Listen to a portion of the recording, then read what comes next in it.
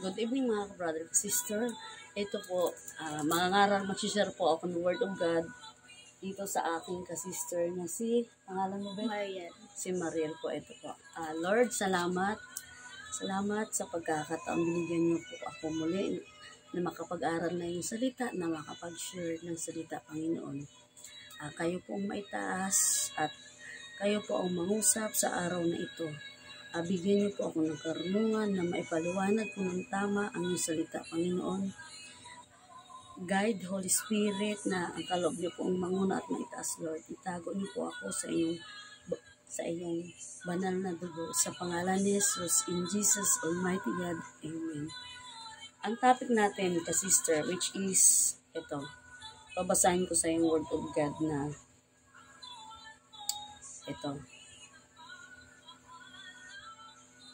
ito sa Tagalog ito yung sa emergency number, kumbaga yung stress. Ito ka sister, ipaliliwanag ko dito yung stress. Ito sa Word of God na sa Mateo chapter 11 verse 25 to 30. Babasahin ko po mga ka-brother ka sister. Ito po.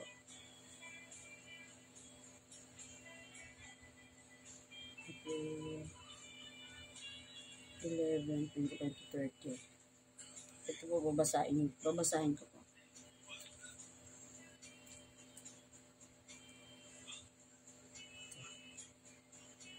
Okay.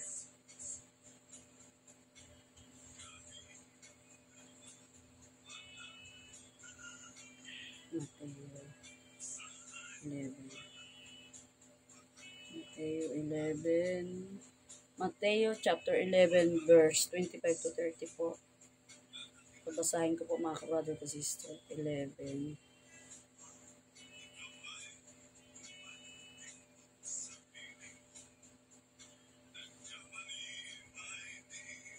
to 30. Ito po. 25 to 30. 25 to 30 po. Ito po. Sabi rito, pag tayo daw po ay kumbaga kung tayo po ay na-stress, na-stress po. Ito lang po yung Word of God na babasahin natin. Dito po sa Mateo chapter 11 verse 25 to 30. Ito po mga ka-brother ka sister, sabi rito sa Word of God, nang panahong iyon, sinabi ni Jesus, Ama, Panginoon ng langit at lupa, salamat sa iyo sapagkat inilihim mo ang mga bagay na ito sa marurunong at matatalino, at inihayag mo naman sa mga may kalooban tulad ng nasa bata. Dito po sa verse 26, Oo, Ama, sapagkat ganun ang nais mo. 27 po, ibinigay na sa akin ng aking Ama ang lahat ng bagay. Walang nakakilala sa anak kung hindi ang Ama. At walang nakakilala sa Ama kung hindi ang anak. At ang mga pinili ng anak na pagpapahayag niya. Chapter 28, lumapit kayo sa akin, kayong lahat na nahihirapan at nabibigatan. Lubha sa inyong pasanin, at kayo bibigyan ko ng kapahingahan. So dito po sa verse chapter 28 mga ka-brother ka sister, so maliwanag dito Mariel na ibig sabihin na stress. Maliwanag dito sa Word of God dito sa Mateo, 'di ba? Chapter 11 verse 25 to 30. So dito sa 28 Mariel, sabi rito, pag tayo nabibigatan, na-stress sa problema, so nandito yung salita ng Panginoon. Dito sa Mateo chapter 11 verse 25 to 30, dito sa 28 po, lumapit kayo sa akin. So ibig sabihin, lumapit kayo sa akin, maliwanag po. Kanino po ba tayo dapat lumapit, sa tao o sa mga kaibigan? So meaning to say, lapit tayo sa Panginoon. Kumbaga, sabi rito, lumapit kayo sa akin, kayong lahat na nahihirapan at nabibigatan. Nabibigatan lubha sa inyong pasanin, at kayo'y bibigyan ko ng kapahingahan. Ibig sabihin, kapag lumapit tayo sa Panginoon, yung stress, yung nararamdaman natin Mariel, bigay natin sa Panginoon kasi pag tayo lang, hindi talaga natin kayang, kumbaga alisin yung mga nararamdaman natin, yung bigat sa buhay, bigay natin sa Panginoon. Kumbaga total surrender para magkaroon tayo ng kabigatan. Alam mo kasi sister, wag na natin isipin yung, kumbaga isipin natin, ahead pa rin yung Panginoon, kumbaga, mataas pa rin sa lahat ng bagay. Kaya wag ka na ma-stress. Ang sino man na-stress dyan, alam nyo na, may Bible na emergency Bible. So matatagpuan dito. Pag na-stress kayo, always remember, at isipin nyo mga kabrother ko sister, may emergency Bible. So, i-search lang po natin sa Mateo chapter 11 verse 25 to 30. Yun yung emergency Bible once na na-stress kayo. Sabi rito sa chapter 28, lumapit kayo sa akin na kayo'y lahat nahihirapan at nabibigatan. Lubha sa inyong pasanin at kayo bibigyan ko ng kapahingahan. Kumbaga, ikaw, ako mga kabrother ka sister, lahat tayo may kanya-kanyang bigat, stress sa buhay. So, pag hindi natin kaya, lapit sa Panginoon. Only Jesus Christ, isipin mo Mariel, ang may kakayahan, Si Lord. bumago ng buhay natin, di ba? Wag natin lapitan ng ibang tao. Wag tayong umasa sa talino natin, sa yaman natin, sa lakas. Kasi kapag umasa tayo, bagsak tayo. Si Lord lang talaga. Bigay natin sa Panginoon Marila. Wag na ma-stress kasi nandyan si Lord para sa atin. Maliwanag dito sa verse 28. Tapos eto pa, sa verse 29, pasanan ninyo ang aking pamatok at sundin ninyo ang aking mga itinuturo sapagkat ako'y maamo at mapagkumbabang loob. At matatagpuan ninyo sa akin ang kapahingahan. Ibig sabihin, sa Word of God na ito, dito sa Mateo 29, pasanin ninyo ang aking pamatok at sundin ninyo ang aking itinuturo sapagkat ako'y maamo at mapagkumbabang loob. Matatagpuan ninyo sa akin ang kapahingahan. Balik tayo sa Panginoon. Baga, sabi nga dito, pasanin ninyo aking pamatok. Ibig sabihin, mga kabrad ka sister, paliwanag ko lang ba rin, no? Pasanin natin yung pamatok ng Panginoon, which is dahil ito ay sundin nyo aking itinuturo. Ito ay sapagkat ako'y maamo at mapagkumbabang loob. Pag sumunod tayo sa Panginoon, syempre makakatagpo ng una ang benefit, ang makukuha natin dito mga kabrado sa system, kapayapaan syempre. Yung kapayapaan na hindi natin matagpuan once na tayo ay dumadaan saan po, na-stress tayo sa pagsubok, di ba Mariel? Katulad ngayon, yung kaibigan ko, may pagsubok na pinagdala-stress sa buhay. Pero ito, nagsishare ako ng gospel, mga kabrado ka sister, ito. Kaya mula ngayon sisi, ito, pasanin natin yung, wala tayong ibang puntahan. Lapit tayo sa Panginoon, maliwanag dito sa verse, sa Mateo chapter 29, maliwanag dito, no? Pasanin ninyo ang aking pamatok at sundin ninyo ang aking itinuturo sapagkat ako'y maamo at mapagkumbabang loob. Ibig sabihin, sumunod tayo sa Ama na sa langit. Kasi, kumbaga, si Jesus Christ lang pwedeng magpalaya sa anumang dinadala ng bawat sino po, tao. Kasi kung tayo lang, maliwanag ko rito sa Word of God, which is hindi natin kaya. Diba, Mariel? Hindi mo naman talaga kakayanin. Tingnan nyo, na-stress. Ang kaibigan ko. Kaya ito, nag-share ang Word of God. Tsaka isipin mo rin ito, maliwanag dito sa salita ng Panginoon dito sa Mateo chapter 29. So, sabi ng Panginoon, pasanin ninyo ang aking pamatok at sundin ninyo ang aking itinuturo sapagkat ako'y maamo at mapagkumbabang loob. Kumbaga maamo yung Panginoon. Sumunod ka, pasanin mo kung ano yung itinuturo ng Panginoon. Sapagkat siya ay maamo, sapagkat siya mapagkumbabang loob at maamo. Matatagpuan ninyo sa akin ang kapahingahan. Kumbaga, pag si Lord sumunod tayo, although masakit, pero yung kapayapaan, kapahingahan, matatagpuan mo yung sister sa Panginoon. Diba? Kasi pag tayo lang, isipin mo, diba? Diba kasi sister, pag tayo lang, anong mangyayari? Diba? Yung parang na-stress ka, ang gulo-gulo, diba? Ikaw Mariel, anong masasabi mo rito? Kung tayo lang, hindi natin kaya. O, diba? Yung tanong ko sa'yo, for example, tulad ngayon may pinagdadaanan ka, stress ka. Kanino ba dapat lumapit ng tao? Una, sa kaibigan, sa mga taong matatalino. Sino ba dapat labitan? Si Lord. Wala namang magagawa ang mga tao. Wala namang magagawa lang ng tao, payo lang. Pero si Lord may kapangyarihan. Kumbaga may kapangyarihan mag-heal ang kalooban ng isang tao. Nagbalik loob tayo sa Panginoon. Pero naniniwala ako na mag-heal din ito. Walang imposible sa Panginoon, sister. Basta, parati mong isipin, ahead pa rin si Jesus Christ kasi maliwanag dito sa Word of God na lumapit kayo sa akin kayong lahat na nahihirapan at nabibigatan. Dito sa Mateo 20, lubha sa iyong pasanin.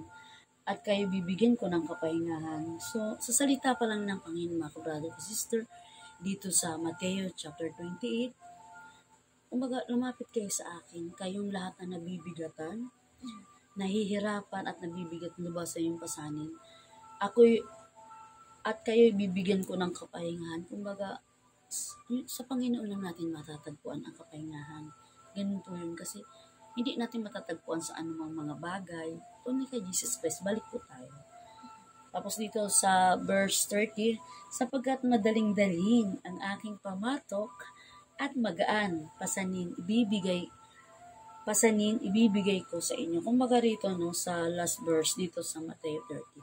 Sapagkat madaling dalhin ang aking pamatok at magaan ang pasaning ibinibigay ko sa iyo. Yun nga, 'di ba, Mariel?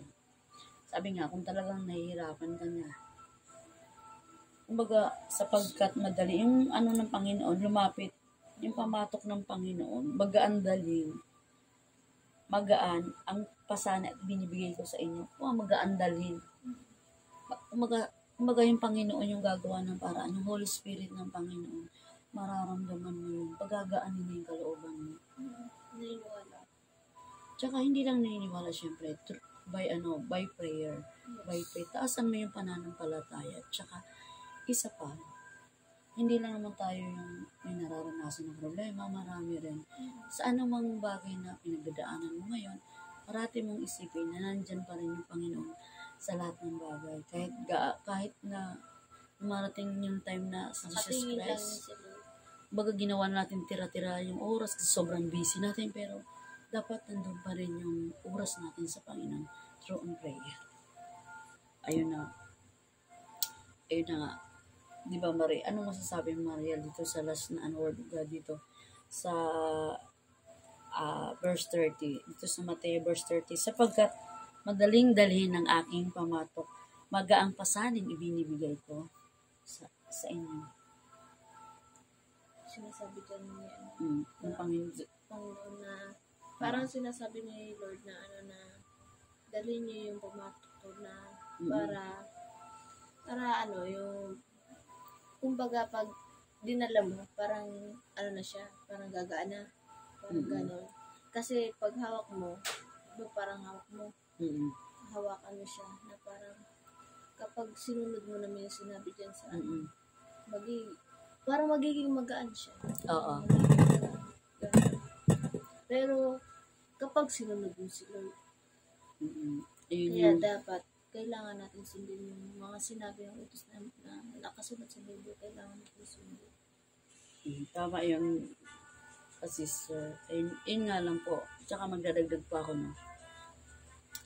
Kung ano man, sa lahat ng bagay na pinagdadaanan natin sa buhay, dito po matatagpuan natin talaga sa salita ng Panginoon, which is katotohanan po ito. Kumbaga ito ay hindi biro-biro. Ano mang pinagdadaanan natin sa buhay, parati natin isipin, ahead pa rin si Jesus Christ. Kumbaga mataas pa rin siya. Huwag natin tingnan na makasalanan tayo. Hindi tayo pwedeng lumapit sa Panginoon, nakakahiya kasi kumbaga tayo, walang tayong ginawa. Kahit ikaw pa yung taong pinakamakasalanan, isipin mo pa rin. Which is si Jesus Christ, yung Panginoon na nasa langit, hinahantay lang po tayong lumapit. May awa ang Diyos. Kumbaga pag lumapit tayo, mga ka-brother ka sister, no? Yung Panginoon, wala siyang pinipilit. Kaya ikaw na yung pinakamasamang tao, ikaw na yung taong walang oras sa Panginoon. Basta lumapit, balik loob. Kasi wala naman, nobody's perfect sa mundo to. Tsaka, makasalanan tayo eh. So, sa araw-araw, hindi lang tayo isang beses nagkakasala. Kumaga araw-araw, by faith and prayer, magbalik loob tayo sa Panginoon. Kasi siya lang yung pwedeng bumago at ayusin yung buhay natin. Kaya, ito po mga kabrother, kasi sir, pag-pray po natin ngayon, yung healing at kagalingan ng pinagdadala ng aking kaibigan. Pag-pray ko po siya mga kabrother, ito po. Mamaya yan. Halika na, kasama ka sa prayer, ito po. Ayan. Ito yung ito tayo. Lord, salamat po sa pagkakataon na to na muli nakilala po namin kayo, nakilala po namin kayo at kayo tunay po napakabuti nyo sa salitang ito sa Word of God. Natakbuhan namin ang mga bagay na ito, Lord. Salamat sa aral sa Mateo chapter 11 verse 25 to 30, sabi nga sa iyong salita sa 28, lumapit kayo kayong lahat na nabibigatan. Ito ay aking pagagaanin, pasanin niyo ang aking pamatok upang kayo magkaroon ng kagaanan sa buhay. Salamat sa iyong mga salita, Panginoon, na aming naunawaan na magiging sandalan namin parati ang Word of God, sapagkat ito Panginoon, magsisilbing gabay sa pamumuhay namin, anumang pagsubok ang dumating sa buhay namin, Panginoon, at susunod pa po na pagkakataon. Kayo, mananatili po kami na sa inyo lumalapit na mapagkumbaba, Lord, kayo pong maitaas, maisa pamuhay ng aking kaibigan na si Mariel. Kayo pang unahin niya, Panginoon, sa buhay niya at dakilain niya, Lord. Lalo na po kayo, Lord, open the heart, Lord, na magkaroon pa po siya ng oras sa pagkakataon ito, Panginoon. Ma-invite ko rin po siya sa cell group, Panginoon, si Mariel, na ma-invite ko, Lord, na maipasok ko sa cell group. Salamat, Holy Spirit, sa pagkakataon ito na kayo ang nauna at maitaas sa buhay ni Mariel. And salamat sa pagkakataon, Panginoon, na muli may mailalapit ako sa inyo si Mariel na kayo po magbukas. Kayo open the heart and mind, Lord, na patuloy siyang kumapit sa inyo instead na pumunta sa maling mga kaibigan. Bagkus ang salita niyo po, Panginoon, ang panghawakan niyo. Salamat sa oras nito, Panginoon, sa karunungan at protection at gabay rin ngayon sa araw na ito na wala nanging sagabal sa signal. Salamat sa mga oras nito, Lord, na muli i-bless niyo rin po siya sa kanyang family, sa kanyang pamilya, anumang hirap na pinagdadaanan niya sa buhay, Lord, i-heal niyo po ang puso ni Mariel, na pagalingin niyo po ang puso niya. Tunay po na walang imposible sa inyo, Lord. Kayo po ang magpagaling ng sugat na anumang pinagdadaanan niyo, Panginoon. I-heal niyo po ang anumang dinadanas niya ngayon sa puso niya, sa family niya. Victory for healing, Lord. I claim in victory healing sa buhay ni Maria, Lord, na magkaroon pa siya ng kapayapaan at kayo pong maisa buhay maitaas, maging ang family niya, Lord, i-heal niyo rin po, i-bless niyo rin po ang family niya, maging ang workplace niya, nasaan man siyang dako, Lord, ng paang matatapakan niya, kayo pong maitaas, kayo pong maisa pamuhay, at kayo po ang mag-guide sa anumang tatahakin niya landas, Lord. Ang kaloob niyo po ang maganap at mauna sa buhay niya. Sa pangalan ni Jesus, in Jesus Almighty God. Amen. God bless po.